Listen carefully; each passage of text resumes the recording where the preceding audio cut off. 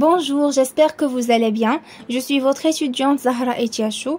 Je vous rencontre dans cette vidéo pour vous présenter la première maladie génétique au monde, c'est la drépanocytose. Voilà le plan que je vais suivre dans la présentation de ce sujet. Tout d'abord, je vais commencer avec une petite introduction, ensuite la description et l'épidémiologie, puis les symptômes cliniques de la drépanocytose, ainsi que sa génétique, en abordant la famille des gènes, la mutation, l'hérédité, polymorphisme génétique, diagnostic moléculaire et on va terminer avec une conclusion. Commençons avec une petite introduction. La drépanocytose qui est une anomalie de structure d'hémoglobine. Ce dernier, c'est un hétérotétramère constitué de 4 sous-unités identiques 2 à 2. Chez l'homme, on distingue des sous-unités de type alpha qui sont dans la synthèse et sous le contrôle des gènes localisés sur le chromosome 16. Alors que les sous-unités bêta, ils sont contrôlés par les gènes portés par le chromosome 11. C'est l'hémoglobine normale HbA. Parmi les hémoglobinopathies les plus fréquentes, on trouve la drépanocytose. Passons à la description de cette maladie. La drépanocytose, l'hémoglobinose S ou l'anémie falciforme, c'est une maladie génétique héréditaire de l'hémoglobine caractérisée par la présence dans les globules rouges une hémoglobine mutée appelée HbS au lieu de l'HbA normal. Donc les globules rouges qui sont normaux, ils sont ronds et flexibles, qui circulent facilement dans les vaisseaux sanguins. Mais dans l'anémie falciforme, l'hémoglobine anormale appelée HbS, il provoque la raideur des globules rouges et ils ont une forme qu'on appelle falciforme, c'est-à-dire ils ont la forme de fossiles, qui bloque la circulation et l'occlusion dans les petits vaisseaux. Abordons maintenant les symptômes cliniques de cette maladie. Donc la drépanocytose est la responsable de 3 grandes catégories de manifestations cliniques. La première, c'est l'anémie hémolytique chronique, ainsi que les phénomènes vaso-occlusifs et la susceptibilité extrême à l'infection bactérienne, qui représente la première cause de mortalité chez les enfants, drépanocytaires bien sûr, et surtout qui ont un âge inférieur à 5 ans. Et aussi, il y a d'autres manifestations suite à la complication de ces signes cliniques. Les douleurs, les enflures des mains et des pieds, les ulcères, les déformations des os et les infarctus, voire les accidents vasculaires cérébraux. Concernant l'épidémiologie, en effet, la drépanocytose est parmi les maladies monogéniques les plus courantes dans le monde entier.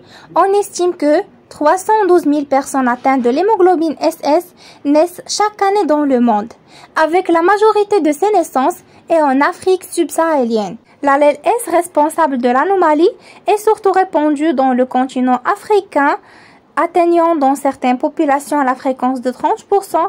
On le trouve également en Inde, en Arabie Saoudite et dans d'autres régions du bord de la Méditerranée, en Italie, en Grèce, en Europe, avec une prévalence estimée à environ 1 sur 150.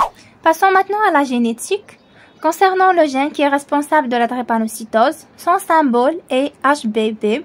Le nom de ce gène, approuvé par HGNC, qui est Hugo Gene Nomenclature Committee, c'est l'hémoglobine subunit bêta, connue par ECYT6, CD11-3TC, bêta-globine. L'idée de ce gène est 3044. Concernant la localisation cytogénétique, il s'agit, comme vous voyez dans cette photo, qui est portée sur le bras court du chromosome 11, dans la région 15 et sur la bande 4. Et concernant la taille de ce gène est 10 106 paires de bases, il possède 3 exons.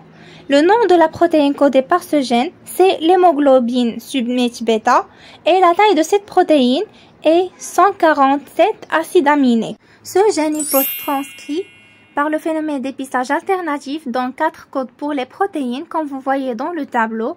Le plus long transcrit est HBB 206. Il possède 523 orthologues, 12 paralogues et il est associé avec 27 phénotypes, comme vous voyez dans le tableau ISO d'ensemble. Concernant la famille des gènes, l'hémoglobine humain appartient à la superfamille des globines qui date de plus de 1,8 milliard d'années, dont les bêta-globines en cluster se situent sur l'extrémité distale du bras court du chromosome 11. Cette famille de bêta-globine comporte 5 gènes fonctionnels et un pseudogène dans l'ordre suivant. À l'extrémité 5', on trouve le gène epsilon, puis après une région intergénique, on trouve le gène gamma G et puis le gamma A, puis un pseudogène qui est non exprimé, puis le gène delta et le gène bêta, qui sont à l'extrémité 3'. Concernant la mutation, la drépanocytose est due à une mutation unique, ponctuelle, de gène bêta-globine située sur le chromosome 11. La mutation de 6e codon de gène bêta-globine dans l'ADN, comme vous voyez ici, induit la substitution d'un acide glutamique par une valine. Au niveau de la chaîne protéique, c'est la séquence des acides aminés, donc c'est une mutation de type faux sens. Concernant l'hérédité, la drépanocytose possède un mode de transmission qui est autosomique récessif. Le gène HBB étant un autosome, elle touche aussi les hommes et les femmes. D'autre part, il s'agit d'une maladie récessive et ne se manifeste que chez les enfants dont les deux parents sont porteurs sains. Concernant le polymorphisme, on parle de polymorphisme ou bien SNP, Single Nucleotide Polymorphism, lorsque le polymorphisme il porte sur un site reconnu spécifiquement par les enzymes de restriction. Comme vous voyez, un haplotype qui correspond à plusieurs SNP proches l'un de l'autre et qui sont sur le même chromosome et qui sont souvent transmis ensemble. On utilise la RFLP pour génotyper ces SNP. Chacun est défini par le nom de l'enzyme de restriction utilisée, suivi du symbole du gène bêta-globine le plus proche. Pour le diagnostic moléculaire, la détermination exacte du génotype, rechercher des mutations affectant le gène, d'où le titre de biologie moléculaire. On utilise la PCR-RFLP, la PCR en temps réel et la PCR séquence. Finalement, on peut conclure en disant que les hémopathies, dont la drépanocytose, sont parmi les maladies génétiques les plus fréquentes au monde. Donc, il est indispensable de sensibiliser les gens vis-à-vis les mariages consanguins qui peuvent augmenter le risque des maladies génétiques, surtout ceux qui sont récessifs et autosomiques. Voilà les références utilisées et merci de votre attention.